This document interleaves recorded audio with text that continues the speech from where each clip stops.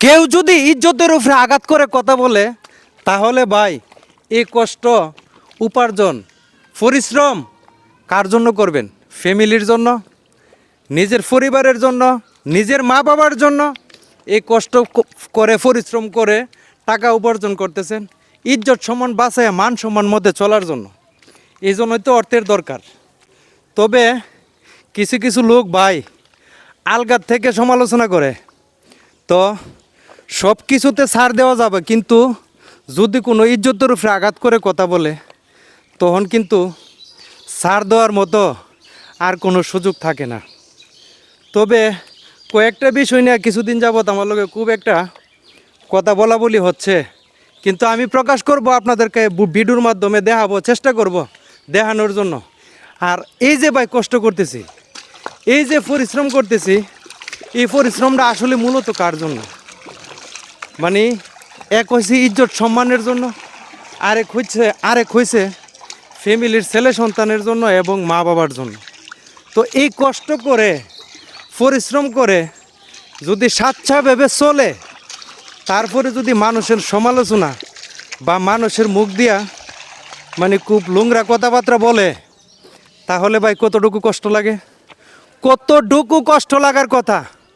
কিন্তু কিছু কিছু মানুষ আছে ভাই আপনাকে ভালো থাকতে দিবে না, আর আপনার যখন কিছু টাকা হবে তখন সম্পূর্ণ আপনি একবারে চুপ হয়ে যাইতেইব। অর্থাৎ মানে টাকা যদি লাড়াছাড়া করেন বা মুখ লাড়াছাড়া করেন তাহলে শেষ।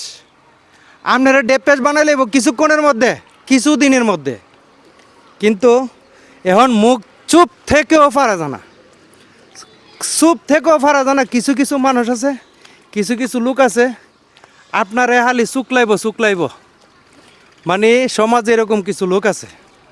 তবে আমি এই লোকদেরকে হুঁশিয়ার করে দিতে চাই এই ভিডিওর মাধ্যমে, যদি আমাকে নিয়ে শুক্লান তাহলে এই শুক্লানি হজম করার জন্য প্রস্তুত থাকেন।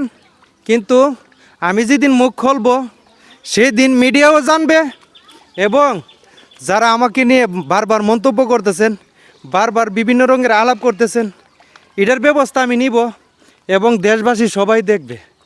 কারণ এত মেহনত পরিশ্রম এবং ছেলে মেয়েকে মানুষ করার জন্য একটা বাবা বট গাছের মতো শুধু দাঁড়িয়ে থাকে না, খুব কঠোর পরিশ্রম করে এবং কঠোরভাবে চেষ্টা করে যে ফ্যামিলি নিয়ে কিভাবে ভালো থাকা যায়, কিভাবে পরিবারের মুখে হাসি ফুটানো যায়, কিভাবে আমার যত কষ্টই হোক আমার ইজ্জত সম্মান বাঁচিয়ে যাতে আমি সুন্দর করে চলতে পারি, এই চেষ্টাটাই কিন্তু সবসময় থাকে।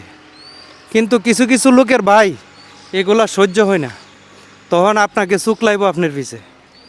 তো আমি হয়তো এখন বাঙ্গা ঘটনাগুলো বলতেছি না, আমার খুব কষ্টে আজকে এই ভিডিওটা করলাম, খুব কষ্ট লাগতেছে। কিছু কিছু লোক আমাকে নিয়ে খুব ধরনের সমালোচনা করতেছে, তবে ওদের ব্যবস্থা আমি মানে পরবর্তী ভিডিওতে বলবো কি ব্যবস্থা নিব, আপনারা সবাই শুনে রাখেন। কিন্তু আমার কথা হচ্ছে সত্যর পথে থাকবো এবং সত্য কথা বলবো।